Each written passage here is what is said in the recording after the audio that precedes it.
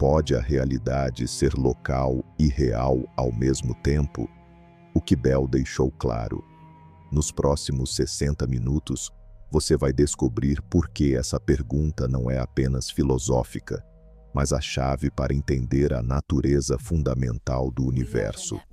E aqui está a promessa concreta.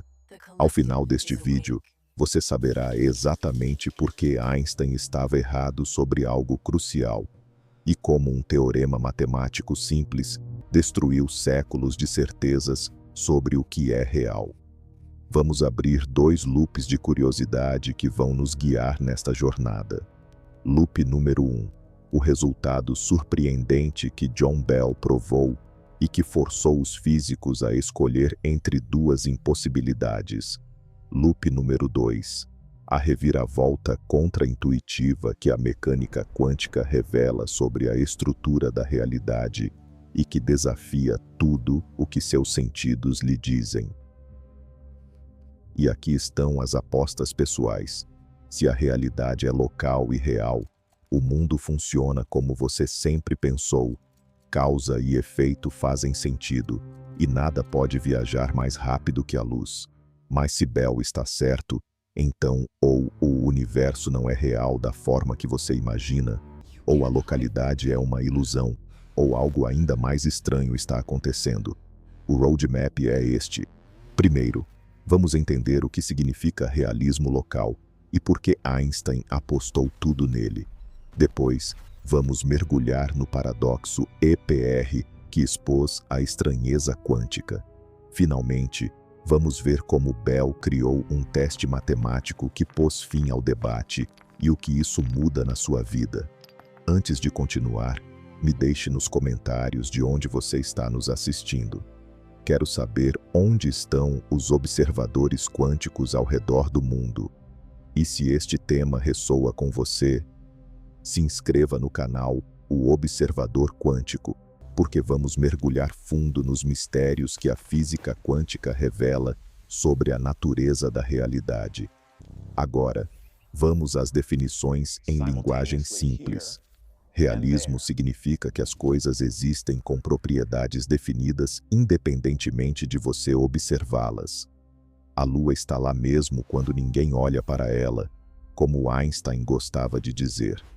Localidade significa que objetos só podem ser influenciados por seu entorno imediato, que a informação não pode viajar mais rápido que a luz, e que algo acontecendo aqui não pode instantaneamente afetar algo distante. Junte os dois, e você tem realismo local. O mundo é feito de coisas reais com propriedades definidas, e essas coisas só interagem quando estão próximas ou conectadas por sinais que viajam no máximo à velocidade da luz. Esta é a visão de mundo que sustenta toda a física clássica e sua intuição cotidiana. Aqui está a analogia precisa. Imagine 2 moedas mágicas separadas por quilômetros. Você joga uma e ela cai em cara. No exato mesmo instante, sem qualquer sinal viajando entre elas, a outra moeda também cai em cara. Sempre, toda vez. O realismo local diz que isso só é possível se as moedas já tivessem acordado antecipadamente qual lado mostrar, carregando instruções ocultas desde o momento em que foram separadas. A mecânica quântica diz algo diferente. As moedas não têm lado definido até você olhar. E mesmo assim, elas coordenam seus resultados instantaneamente. E aqui está o limite explícito. Esta teoria não está dizendo que você pode enviar mensagens mais rápidas que a luz, nem que tudo é uma ilusão mental. Está dizendo algo muito mais sutil e perturbador sobre a estrutura da realidade. Vamos a um experimento mental vívido que captura o coração do problema. Imagine que você e um amigo compartilham um par de luvas quânticas. Você pega uma caixa, seu amigo pega a outra, e vocês viajam para lados opostos da galáxia. Quando você abre sua caixa e encontra uma luva direita, instantaneamente sabe que seu amigo tem a luva esquerda. Nada de estranho até aqui, certo? As luvas sempre foram direita e esquerda. Você só descobriu qual tinha. Isso é realismo local em ação. Mas agora imagine que as luvas quânticas não são simplesmente direita ou esquerda. Elas existem em uma sobreposição de ambos os estados, até você olhar. E mais estranho ainda, no momento em que você olha e colapsa sua luva em direita, a luva do seu amigo instantaneamente colapsa em esquerda, não importa quão distante ele esteja. Nenhum sinal viajou entre vocês, nenhuma informação foi trocada, mas o universo coordenou os resultados. Einstein chamou isso de ação fantasmagórica à distância e odiou a ideia com todas as suas forças. Para ele, isso violava algo sagrado, a estrutura causal do espaço-tempo que sua relatividade havia estabelecido. E aqui está a pergunta que nos leva ao próximo segmento.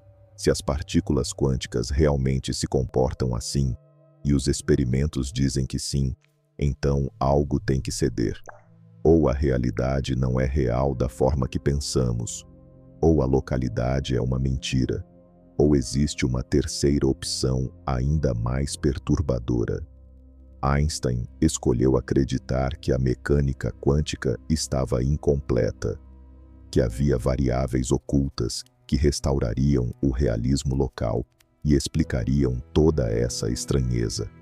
Ele morreu acreditando nisso, mas John Bell tinha outros planos. Vamos começar pelo princípio e entender exatamente o que está em jogo quando falamos de realismo local. Esta não é apenas uma questão acadêmica escondida em laboratórios de física. É a fundação sobre a qual você constrói sua compreensão de tudo, de como seu cérebro processa estas palavras, a como as estrelas influenciam planetas a anos-luz de distância, até porque você não pode mudar o passado. O realismo local é a cola invisível que mantém seu senso de realidade unido. E se ele estiver errado, as implicações são vertiginosas. O realismo, na sua essência mais pura, é a ideia de que o mundo existe independentemente de você. Quando você fecha os olhos, seu quarto não desaparece. Quando você para de pensar na Lua, ela não deixa de orbitar a Terra. As propriedades das coisas, sua massa, sua posição, sua velocidade, existem de forma definida antes mesmo de você medi-las. Um elétron tem um spin, uma posição, um momento, e essas propriedades estão lá, reais e concretas, quer você saiba delas ou não. Einstein defendia isso com fervor, porque sem realismo, a ciência perde seu objeto de estudo. Se medir é criar, então não estamos descobrindo o universo, estamos inventando-o. E isso parecia absurdo demais, até para o homem que revolucionou a física. Agora vamos à localidade, o segundo pilar desta visão de mundo. Localidade significa que a influência de um objeto sobre outro diminui com a distância e requer algum tipo de mediação. Se você quer mover uma pedra, precisa tocá-la, ou jogar outra pedra nela, ou usar algum campo que se propague até ela. A gravidade do Sol curva a órbita da Terra porque existe um campo gravitacional conectando os dois. A luz de uma estrela distante leva anos para chegar até você porque a informação viaja à velocidade da luz, não mais rápido. Esta é a lei fundamental da relatividade. Nada, absolutamente nada, pode viajar mais rápido que a luz. Localidade é o que protege a causalidade, é o que garante que causa sempre precede efeito, é o que impede paradoxos temporais e mantém o universo ordenado. Junte realismo e localidade, e você tem a cosmovisão clássica completa. Objetos têm propriedades reais e definidas, independentemente de observação. Esses objetos só podem influenciar uns aos outros através de interações locais que respeitam o limite de velocidade cósmico. Esta é a física de Newton, de Maxwell, de Einstein na sua relatividade especial e geral. Esta é a física que construiu sua civilização, que colocou satélites em órbita, que criou os computadores e os smartphones. E por 300 anos funcionou perfeitamente. Nenhum experimento, nenhuma observação, nenhum fenômeno parecia contradizê-la, até a mecânica quântica chegar e bagunçar tudo. Aqui está uma analogia que torna tudo cristalino. Imagine que você tem uma máquina de produzir pares de dados vermelhos. Toda vez que a máquina funciona, ela cospe 2 dados, um para você e outro para seu parceiro que está em outra sala. Vocês jogam os dados simultaneamente, sem se comunicar. E aqui está o estranho. Toda vez que você tira 6, seu parceiro também tira 6. Toda vez que você tira 3, ele tira 3. Os resultados estão perfeitamente correlacionados, sempre. O realismo local explica isso facilmente. A máquina programa os dados antecipadamente. Cada dado carrega uma instrução oculta, uma variável escondida que determina qual número vai mostrar. Não há magia, não há comunicação instantânea, apenas informação pré-existente sendo revelada. Os dados já eram 6 antes de você jogá-los. Você só descobriu o que já estava determinado. Mas a mecânica quântica diz algo diferente sobre partículas emaranhadas. Ela diz que os dados não têm número definido até você jogá-los. Eles existem em uma sobreposição de todos os resultados possíveis. E mesmo assim, quando você joga e colapsa seu dado em 6, o dado do seu parceiro instantaneamente colapsa em 6 também.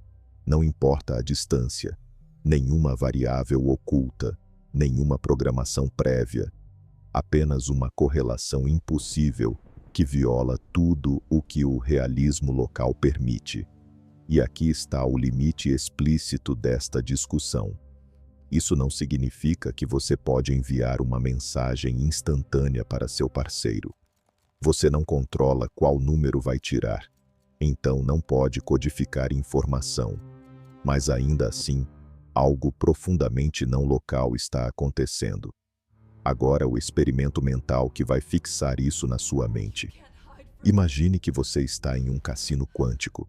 Você e um estranho recebem cada um uma caixa lacrada contendo uma moeda.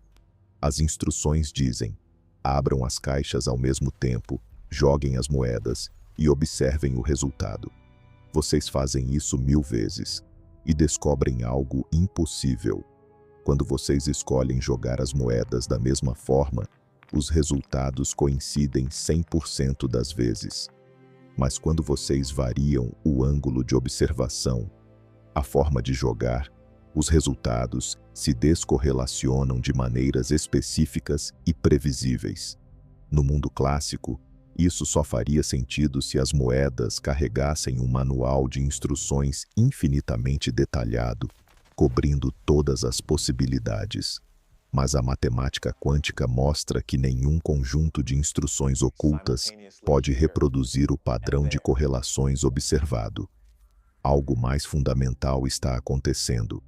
E aqui está a pergunta-ponte, que nos leva ao coração do mistério. Se as partículas quânticas realmente se comportam dessa forma correlacionada e não local, e se nenhuma variável oculta pode explicar isso, então o que exatamente está acontecendo? Einstein tinha uma resposta. A mecânica quântica está incompleta. Deve haver algo que ainda não descobrimos. Alguma camada mais profunda da realidade que restaura o realismo local e explica toda essa estranheza aparente. Em 1935, junto com Boris Podolsky e Nathan Rosen, ele publicou um dos artigos mais importantes da história da física, criando o que ficou conhecido como o paradoxo EPR. E é exatamente aí que nossa jornada continua. Em 1935, Albert Einstein lançou o que ele acreditava ser o golpe fatal na mecânica quântica. Junto com Boris Podolsky e Nathan Rosen, ele publicou um artigo que ficaria conhecido pelas iniciais dos autores, EPR.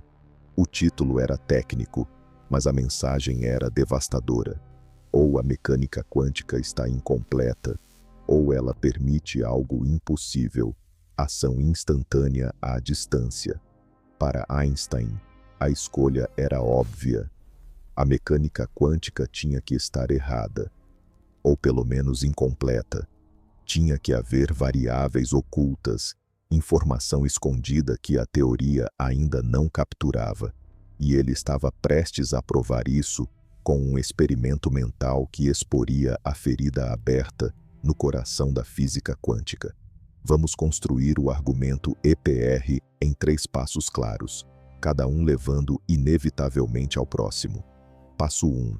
Defina o que é um elemento da realidade física. Einstein, Podolsky e Rosen propuseram um critério razoável. Se você pode prever com certeza absoluta o valor de uma quantidade física sem perturbar o sistema de forma alguma, então essa quantidade corresponde a um elemento da realidade física. Em outras palavras, se você pode saber algo com certeza total, sem tocar no objeto, então essa propriedade é real e existe independentemente de você. Este é realismo puro destilado em uma definição operacional. Parece sensato, não parece? Se eu posso prever exatamente onde a bola vai estar sem interferir com ela, então a posição da bola é real. Passo 2. Considere o emaranhamento quântico e suas correlações perfeitas. Pegue 2 partículas que interagiram no passado e agora estão separadas por anos-luz. A mecânica quântica diz que elas formam um sistema único, emaranhado, onde medir uma instantaneamente afeta o resultado da medição na outra. Por exemplo, você mede a posição da partícula A com precisão perfeita. Neste momento, você pode prever com certeza absoluta a posição da partícula B, devido às correlações quânticas. Você não tocou na partícula B, não enviou nenhum sinal para ela, mas agora você sabe exatamente onde ela está.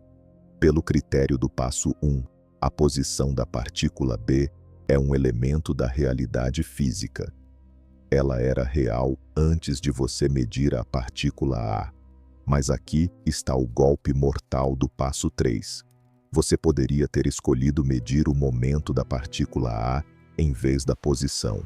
E se tivesse feito isso, as correlações quânticas permitiriam que você previsse com certeza absoluta o momento da partícula B.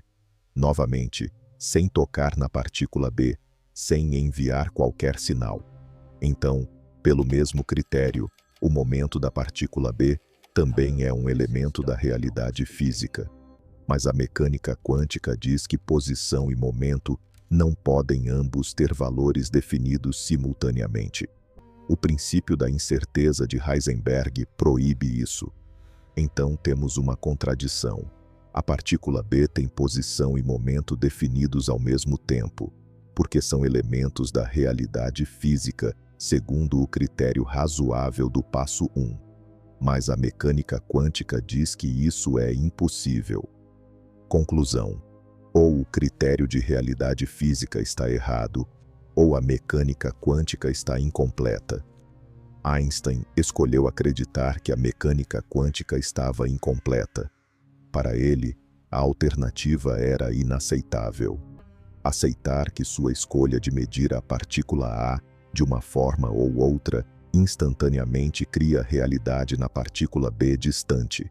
Isso violaria a localidade, permitiria a ação fantasmagórica à distância, destruiria a estrutura causal do espaço-tempo que ele havia passado décadas construindo. Tinha que haver variáveis ocultas, informação que as partículas carregavam desde o momento em que foram emaranhadas, determinando antecipadamente os resultados de todas as medições possíveis.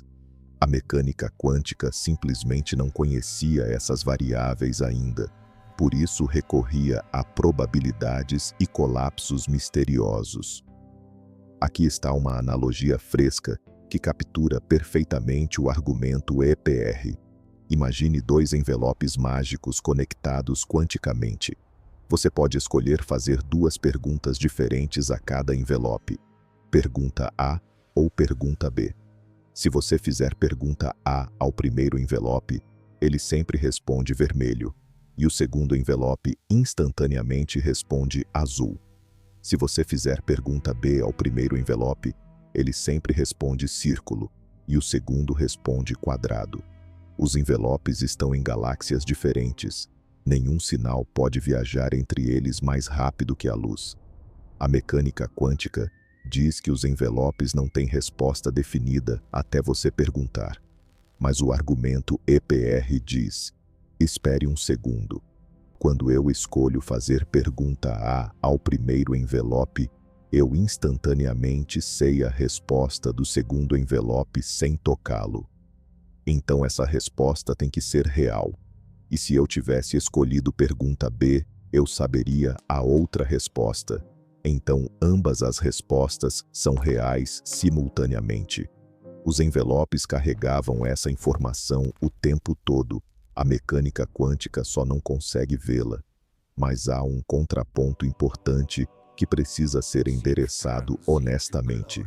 Niels Bohr, o arquiteto da interpretação de Copenhague da mecânica quântica, respondeu ao artigo EPR quase imediatamente. Sua resposta foi sutil e frustrantemente filosófica. Bohr argumentou que o critério de realidade física de EPR estava fundamentalmente errado. Você não pode separar a partícula B do aparato de medição que você usou na partícula A. O ato de medir A, mesmo distante, faz parte do contexto experimental que define o que significa medir B. Não faz sentido falar sobre as propriedades de B independentemente de como você escolheu interagir com o sistema emaranhado. Para Bohr, o realismo clássico de Einstein era a ilusão, não a não-localidade quântica. E aqui está o re-hook número 1 que muda tudo. Se Bohr está certo, se o critério de realidade de Einstein está errado, então o que exatamente é real? Se as propriedades das coisas não existem independentemente de medição, se o contexto experimental literalmente cria o que você pode saber, então a própria noção de uma realidade objetiva e independente começa a desmoronar. Mas se Einstein está certo, se há variáveis ocultas que preservam o realismo local, então alguém precisaria provar isso. Precisaria de um teste, um experimento real, algo que pudesse distinguir entre teorias de variáveis ocultas locais e a mecânica quântica ortodoxa. Durante quase 30 anos após o artigo EPR, ninguém sabia como fazer isso. O debate parecia ser puramente filosófico, além do alcance da verificação experimental. Até que John Stuart Bell entrou em cena e mudou tudo para sempre. Durante quase 30 anos, o debate acalorado entre Einstein e Bohr sobre realismo local parecia insolúvel, encerrado numa torre filosófica inacessível ao teste experimental. Os físicos discutiam, mas nenhum experimento podia decidir entre o universo realista de Einstein e a magia contextual de Bohr. Nesse cenário, John Stuart Bell surge como uma figura inesperada. Bell, físico irlandês de mente obstinadamente lógica, decide reabrir a caixa de Pandora que muitos acreditavam enterrada. Ele propõe uma questão radical. Seria possível, de fato, criar um teste matemático que distinguisse de maneira inequívoca entre variáveis ocultas locais e a mecânica quântica? Sua resposta mudou o mundo da física para sempre. O raciocínio de Bell parte de uma premissa essencial. Se as propriedades das partículas são determinadas por variáveis ocultas locais, então existe um limite estrito para o grau de correlação observável. Não importa como se manipule o experimento. Esse limite ficou conhecido como desigualdade de Bell. e pode ser expresso de modo acessível assim. Imagine novamente nossos dados mágicos. Se você rodar os dados sob as regras clássicas, conhecendo todas as variáveis antecipadamente e sem comunicação instantânea, a média da soma dos resultados possíveis ficará confinada dentro de um intervalo bem definido. Se, por outro lado, a mecânica quântica estiver certa, haverá ocasiões em que a soma excede esse limite. É como se seus dados, sem jamais trocarem mensagens, conspirassem para combinar resultados além do permitido pelo mundo clássico. A desigualdade de Bell não depende da complexidade dos sistemas quânticos, nem de malabarismos matemáticos de alto nível. Sua beleza está na simplicidade. É um teste de sim ou não. Se as correlações observadas nos experimentos ultrapassarem o limite de Bell, as variáveis ocultas locais não podem ser a explicação dos fenômenos. Se não ultrapassarem, Einstein pode dormir tranquilo. O teorema trouxe para o centro do palco uma pergunta antes vista como insolúvel. Afinal, o mundo é regido por leis clássicas locais e realistas ou por uma estranheza quântica e não local? Aqui está uma analogia cristalina. Pense em dois amigos distantes apostando em cartas. Cada um recebe cartas aleatórias, mas concordaram em certas regras antecipadamente. Não importa quão espertos sejam, sem comunicação instantânea, seus resultados nunca superam um certo grau de coincidência nas apostas, o limite de Bell. A física quântica, contudo, permite que esses amigos pareçam trapacear as regras, alcançando coincidências que seriam impossíveis mesmo para os mestres mais astutos. Não é que estejam enviando sinais secretos, mas algo na natureza das cartas e da mecânica de tirar cartas transcende o arranjo clássico. Contudo, existe um contraponto honesto. Os primeiros experimentos para testar as desigualdades de Bell, realizados nos anos 60 e 70, tinham limitações técnicas. Pequenas imperfeições podiam deixar dúvidas. Seria possível que alguma comunicação desconhecida estivesse acontecendo? Será que todas as partículas eram realmente mesuradas com eficiência 100%? O próprio Bell reconhecia essas loopholes. Só décadas depois, com técnicas refinadas e experimentos de maior controle, essas brechas começaram a ser fechadas de verdade. A honestidade científica exigia cautela antes de proclamar a derrota total do realismo local. E aqui vai o rehook número 2. O detalhe que quase ninguém conta é que Bell nunca afirmou acabar com todo tipo de realismo ou de causalidade clássica. Seu teorema, rigorosamente, apenas elimina a possibilidade das chamadas variáveis ocultas locais. Variáveis ocultas não locais, superdeterminismo ou realismo contextual ainda ficam tecnicamente em aberto. O que Bell pôs abaixo, com elegância implacável, foi uma estrutura física intuitiva e confortável, não qualquer esperança de explicação racional. Muitas interpretações alternativas da mecânica quântica surgiram para tentar preencher esse vazio. No entanto, o ponto realmente transformador do teorema de Bell está na sua reviravolta conceitual. Aquela convicção antiga de que a realidade existe lá fora, independente de quem observa ou de como se mede, não pode mais ser sustentada sem reservas. O teorema força todos, físicos, filósofos, curiosos, a escolher entre abandonar o realismo clássico, aceitar a não localidade ou repensar noções fundamentais de causalidade.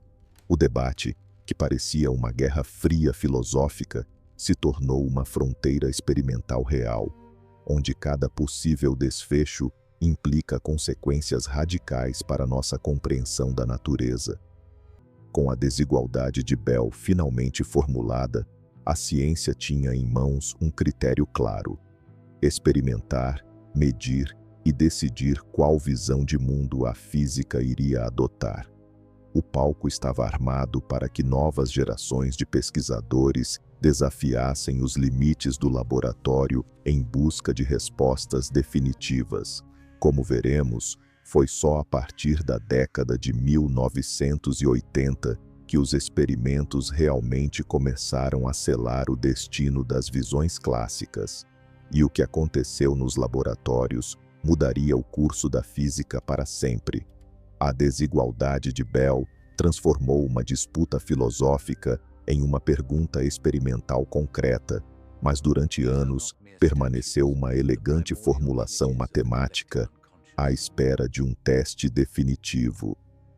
Os primeiros experimentos nos anos 70 e início dos 80 deram indícios intrigantes de que a mecânica quântica estava correta e o realismo local estava errado, mas as limitações técnicas deixavam brechas, dúvidas razoáveis que impediam uma conclusão final. Foi então que Alain Aspect, um jovem físico francês trabalhando em Orsay, decidiu fechar essas brechas de uma vez por todas. Em 1982, Aspect e sua equipe publicaram uma série de experimentos que mudaram a história da física. O experimento de Aspect usava pares de fótons emaranhados, partículas de luz criadas simultaneamente e enviadas em direções opostas. Cada fóton passava por um polarizador que media sua orientação em diferentes ângulos. A genialidade de Aspect estava nos detalhes. Ele usou comutadores acústico-ópticos ultra-rápidos que mudavam aleatoriamente a configuração de medição enquanto os fótons estavam em voo. Isso significava que nenhuma informação sobre qual medição seria feita em um lado podia chegar ao outro lado a tempo de influenciar o resultado, mesmo viajando à velocidade da luz. Era a primeira vez que alguém fechava de forma convincente a chamada brecha da localidade. Os resultados foram inequívocos. As correlações observadas violavam as desigualdades de Bell, exatamente como a mecânica quântica previa. Mas Aspect era apenas o começo de uma revolução experimental que se estenderia por décadas. Anton Zeilinger, físico austríaco que se tornaria uma das figuras centrais da informação quântica, levou os experimentos a níveis de sofisticação antes inimagináveis. Zeilinger não apenas replicou e refinou os testes das desigualdades de Bell, mas explorou o emaranhamento em sistemas cada vez mais complexos. Ele demonstrou emaranhamento entre 3, 4 e até 8 fótons simultaneamente. Ele realizou teletransporte quântico, enviando o estado quântico de uma partícula para outra, distante através do emaranhamento. Cada experimento martelava mais um prego no caixão do realismo local clássico. Em 2015, 3 grupos independentes de pesquisadores realizaram o que ficou conhecido como experimentos livres de brechas. Zeilinger, em Viena, Ronald Hanson, em Delft, e Paul Kwiat, em Illinois. Cada um fechou simultaneamente todas as principais loopholes técnicas que ainda permitiam dúvidas sobre os resultados anteriores. Eles usaram detectores de alta eficiência que registravam praticamente todos os fótons. Eles separaram as medições por distâncias tão grandes que nenhum sinal subluminal podia conectá-las. Eles geraram as escolhas de medição de forma verdadeiramente aleatória, usando fontes imprevisíveis. Os 3 experimentos, usando métodos diferentes e independentes, chegaram à mesma conclusão devastadora. As desigualdades de Bell são violadas. O realismo local não pode estar correto. Aqui está uma analogia de um ângulo completamente diferente que captura a essência desses experimentos. Imagine que você suspeita que 2 mágicos em palcos, separados por quilômetros, estão usando algum truque de comunicação secreta para coordenar suas performances. Você decide testar. Coloca cada mágico em uma caixa isolada e no último momento, antes de cada apresentação, joga um dado para decidir aleatoriamente qual truque pedir. Os mágicos não têm como saber antecipadamente o que você vai pedir e estão longe demais para se comunicar durante a apresentação. No entanto, seus truques se coordenam perfeitamente, muito além do que qualquer estratégia pré-combinada poderia explicar. Os experimentos de Bell são exatamente isso. Um teste de trapaça no universo. E o universo passa no teste justamente por parecer trapacear de uma forma que o realismo local proíbe. Agora vamos à pergunta reflexiva que personaliza as implicações. O que significa para você, pessoalmente, que o universo funciona dessa maneira? Pense nas escolhas que você faz diariamente, nas decisões que toma, acreditando que o mundo ao seu redor existe de forma independente e definida. Os experimentos de Bell não dizem que suas escolhas são ilusórias ou que nada é real, mas dizem que a realidade não é o que parece na superfície. As propriedades das coisas não existem plenamente até serem medidas.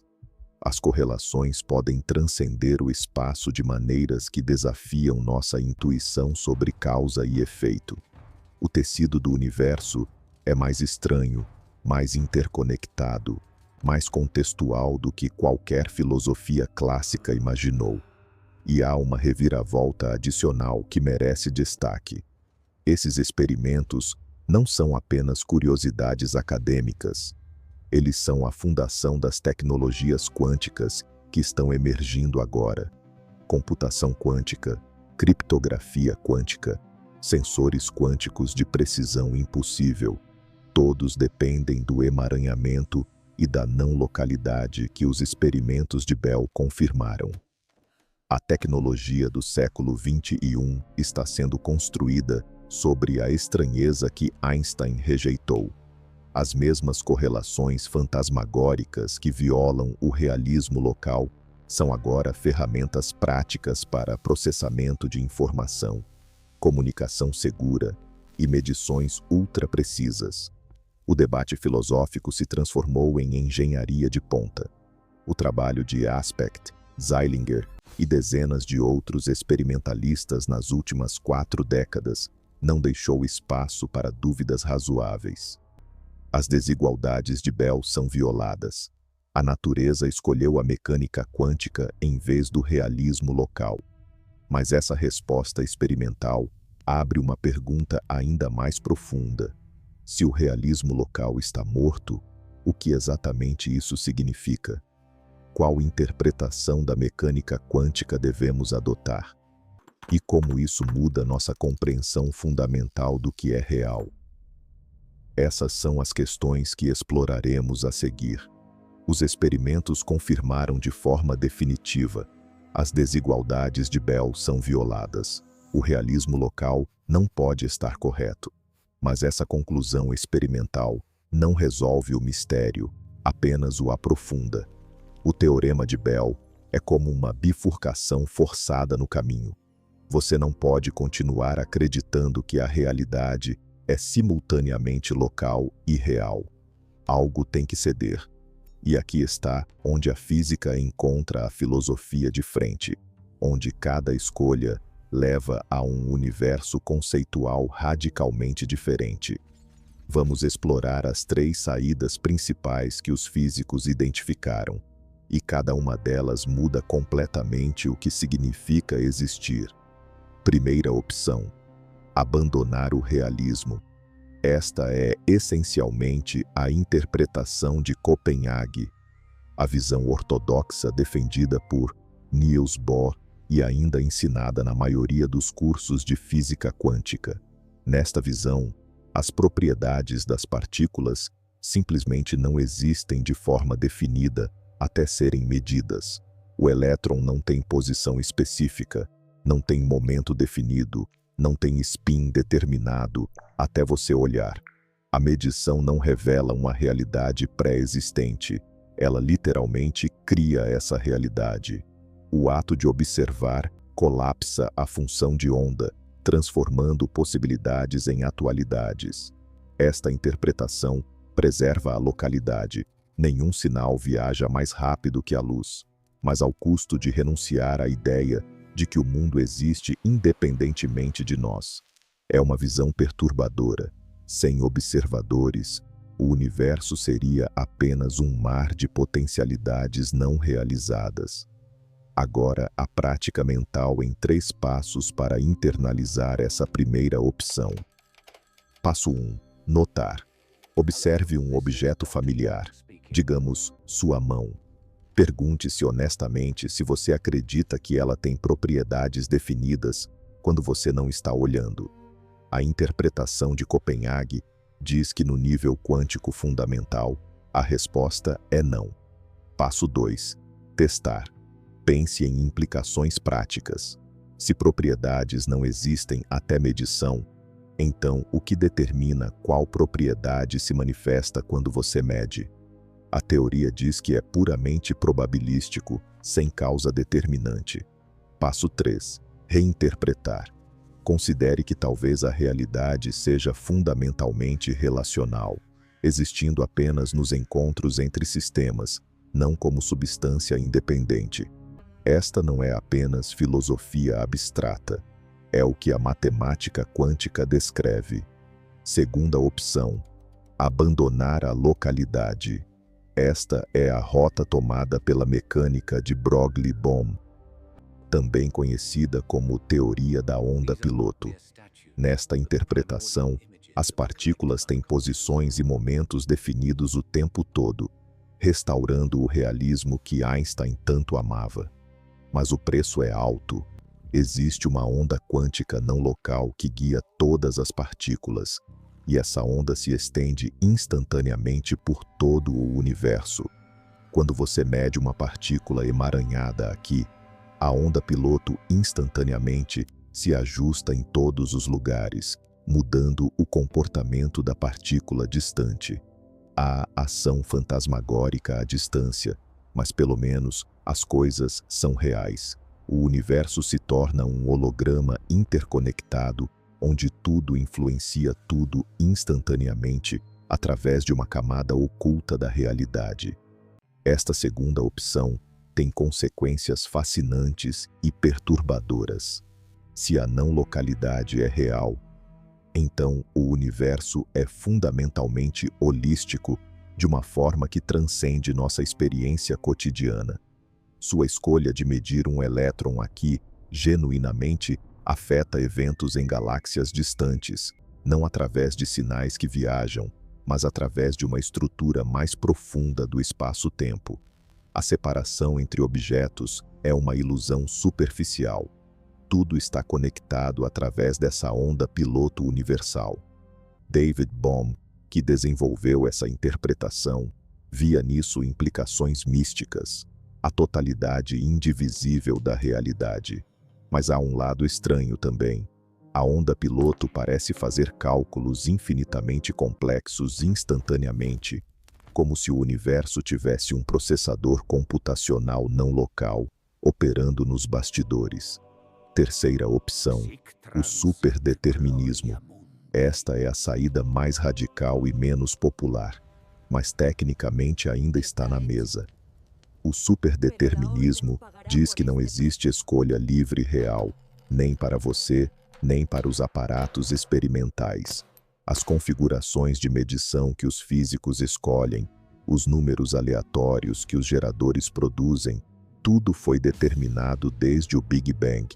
As correlações de Bell aparecem não porque há não localidade ou ausência de realismo, mas porque o universo conspirou desde sempre para produzir exatamente essas correlações. As partículas emaranhadas e os detectores que as medem compartilham causas comuns no passado distante que coordenam seus comportamentos. O realismo local é salvo, mas ao custo de eliminar toda a agência, todo o livre-arbítrio, toda a aleatoriedade genuína do universo. O superdeterminismo é filosoficamente claustrofóbico. Significa que suas decisões, incluindo a decisão de ler estas palavras agora, foram fixadas há bilhões de anos. Não há espaço para novidade genuína, para criatividade real, para escolhas que não estavam já codificadas na estrutura inicial do cosmos. A maioria dos físicos rejeita essa opção, não por impossibilidade lógica, mas por tornar a ciência em si problemática. Se não podemos confiar que nossas escolhas experimentais são independentes dos sistemas que medimos, então toda a metodologia científica desmorona. Ainda assim, alguns pesquisadores argumentam que versões sutis de superdeterminismo merecem consideração séria. Então aqui estão suas 3 escolhas. Um universo onde a realidade não existe até ser observada. Um universo onde tudo está instantaneamente conectado através de estruturas não locais ocultas. Ou um universo onde cada evento foi pré-determinado desde o início do tempo. Cada opção é estranha a seu modo. Cada uma força você a abandonar algo que parecia fundamental sobre como o mundo funciona. E aqui está o ponto crucial. Não é uma questão de preferência pessoal ou conforto filosófico. Os experimentos eliminaram o realismo local. A natureza já fez sua escolha. Cabe a nós descobrir qual dessas alternativas estranhas corresponde à realidade em que vivemos. Aqui está a revelação prometida, destilada em uma única linha memorável que fecha o loop número 1. A realidade não pode ser simultaneamente local e real. E os experimentos provaram isso de forma definitiva. Não é uma questão filosófica aberta ao debate interminável. Não é uma preferência de interpretação que você pode escolher por conforto pessoal. É um fato experimental verificado milhares de vezes em laboratórios ao redor do mundo. O universo violou as desigualdades de Bell. Algo que você dava como certo sobre a natureza fundamental da existência está simplesmente errado. E essa não é uma abstração distante da realidade cotidiana, é a estrutura sobre a qual tudo que você experimenta está construído. Vamos explorar as consequências práticas dessa descoberta, começando pelo conceito de causalidade. Você sempre acreditou que causa precede efeito, que eventos estão conectados por cadeias de influência que viajam através do espaço e do tempo. Aperte um interruptor aqui, a luz acende ali. Jogue uma pedra na água, ondas se propagam para fora. Esse modelo funciona perfeitamente no mundo macroscópico, porque os efeitos quânticos são lavados pela decoerência.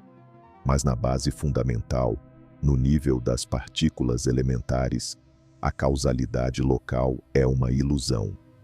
Partículas emaranhadas coordenam seus comportamentos sem que nenhuma influência causal viaje entre elas. O universo simplesmente não funciona como uma máquina de engrenagens conectadas. Funciona como algo muito mais estranho e holístico. Agora considere o que isso significa para a informação e o conhecimento. Quando você mede uma partícula emaranhada e instantaneamente sabe algo sobre sua parceira distante, você adquiriu informação sem que nenhum bit tenha viajado entre os pontos. Isso parece violar tudo que a teoria da informação ensina sobre transmissão de dados.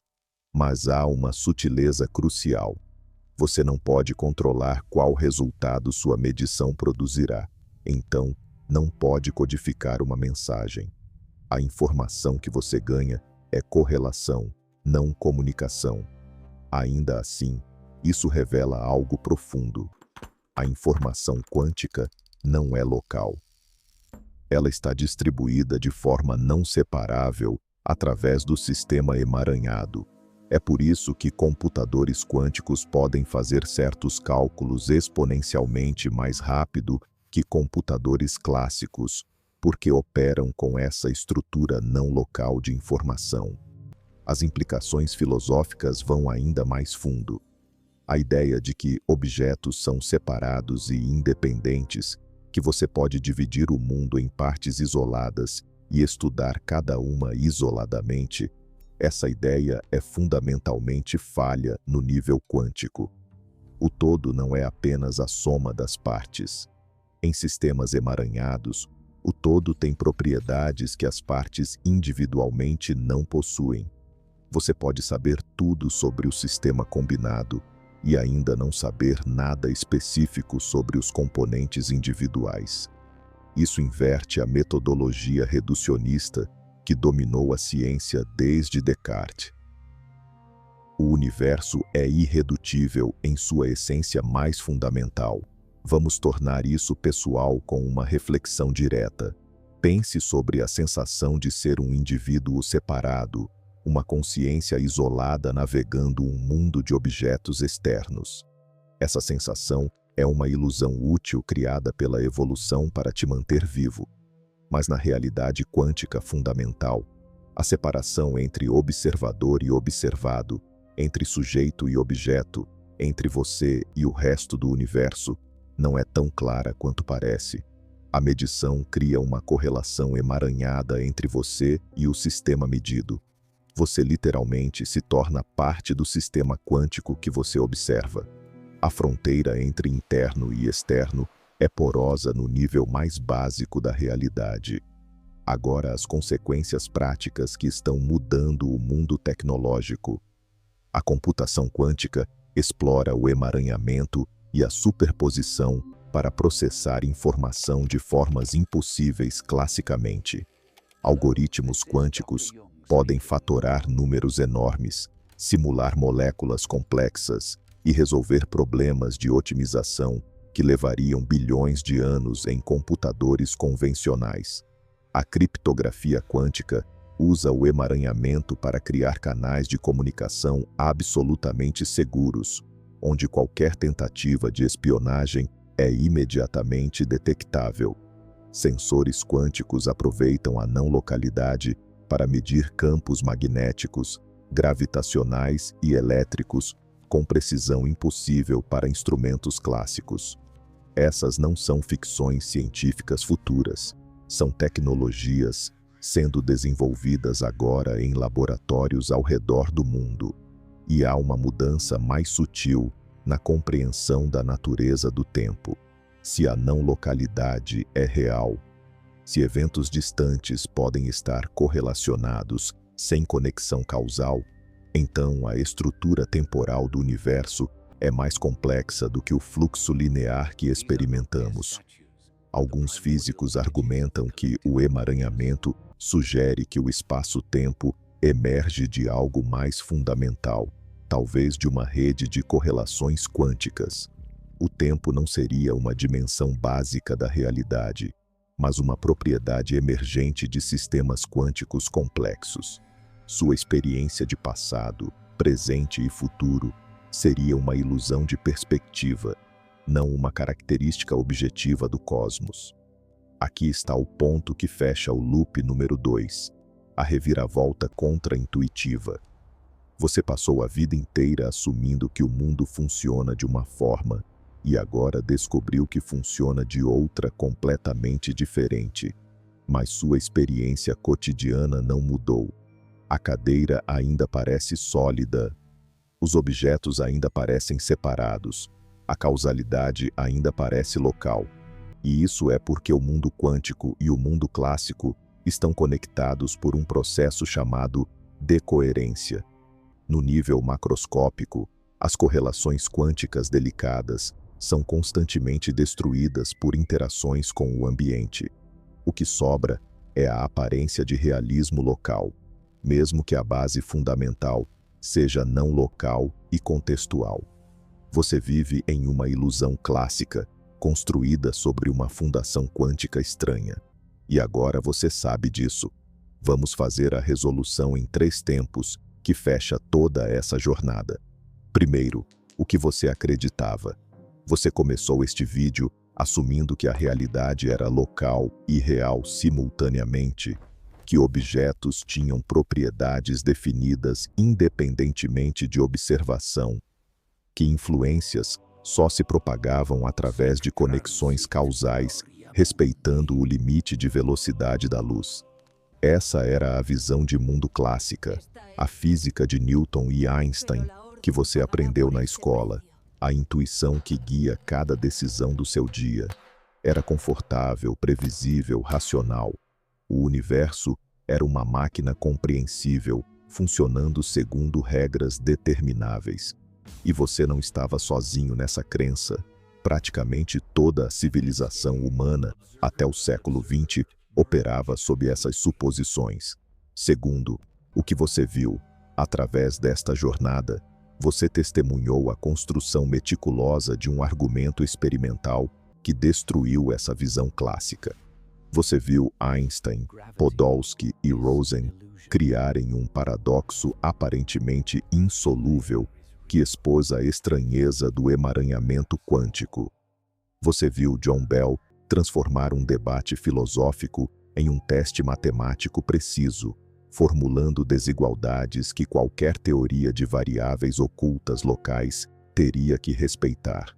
Você viu Alan Aspect, Anton Zeilinger e dezenas de outros experimentalistas realizarem testes cada vez mais sofisticados, fechando todas as brechas técnicas e chegando sempre à mesma conclusão devastadora. As desigualdades são violadas. A natureza escolheu a mecânica quântica. O realismo local está morto. E você viu as três opções que restam: abandonar o realismo, abandonar a localidade ou aceitar o superdeterminismo. Cada uma estranha, cada uma exigindo que você renuncie a algo fundamental sobre sua compreensão da realidade.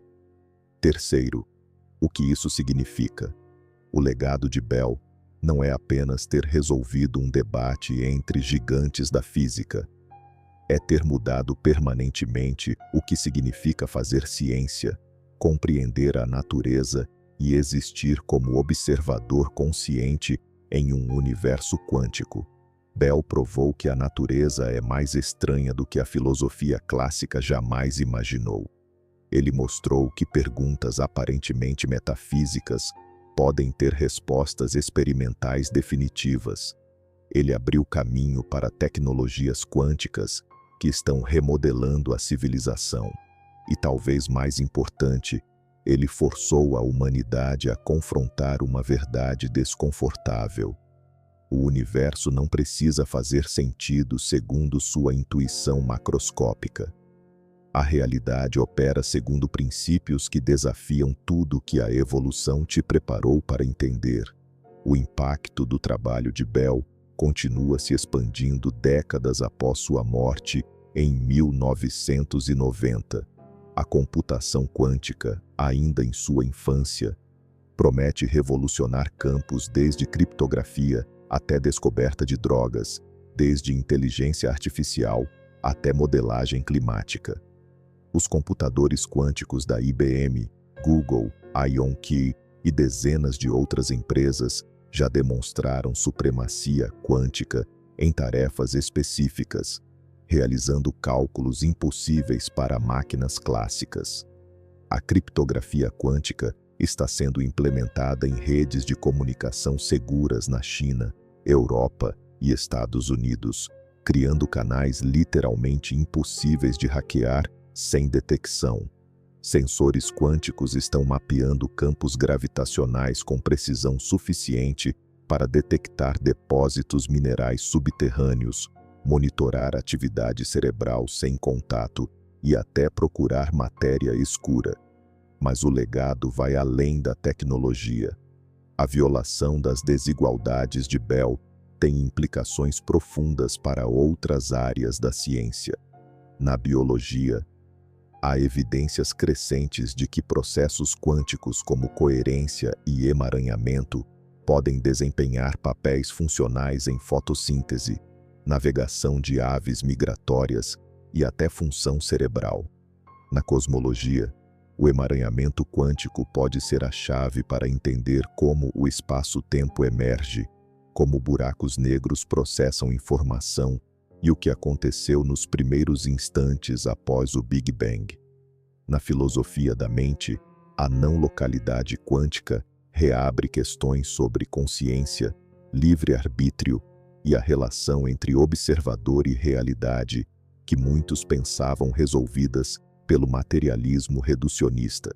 E há fronteiras ainda inexploradas que o trabalho de Bell ilumina. Alguns físicos estão investigando se a gravidade quântica, a união ainda não alcançada entre relatividade geral e mecânica quântica, pode revelar níveis mais profundos de não-localidade. Outros exploram se o emaranhamento pode existir através do tempo, não apenas do espaço, criando correlações entre eventos passados e futuros que desafiam ainda mais nossa noção de causalidade. Há até propostas especulativas de que a consciência em si pode ser um fenômeno quântico não local. Embora essas ideias permaneçam altamente controversas e careçam de evidência sólida, o que é certo é que Bell abriu portas que ninguém sabia que existiam. Aqui está o teaser que semeia o próximo capítulo desta história. Se a realidade não é local e real simultaneamente, e se temos que escolher entre as três opções filosóficas que exploramos, então qual interpretação da mecânica quântica você deveria adotar? A de Copenhague, onde observação cria realidade. A de Broglie-Bohm, onde ondas não locais guiam partículas reais. A dos muitos mundos, onde cada medição divide o universo em ramos paralelos. Ou alguma outra ainda mais radical. Cada interpretação tem implicações diferentes para o que você é, como suas decisões funcionam e qual é o seu lugar no cosmos. E a escolha que você faz muda literalmente o tipo de universo em que você acredita viver. Se este vídeo abriu algo dentro de você, se a descoberta de que a realidade não pode ser local e real simultaneamente rachou sua certeza sobre como o mundo funciona, então o próximo capítulo vai ainda mais fundo nas implicações filosóficas e práticas das interpretações quânticas. Inscreva-se no canal, o Observador Quântico, para continuar essa exploração nos limites do que podemos saber sobre a natureza fundamental da existência, porque a jornada de Bell não terminou, apenas começou.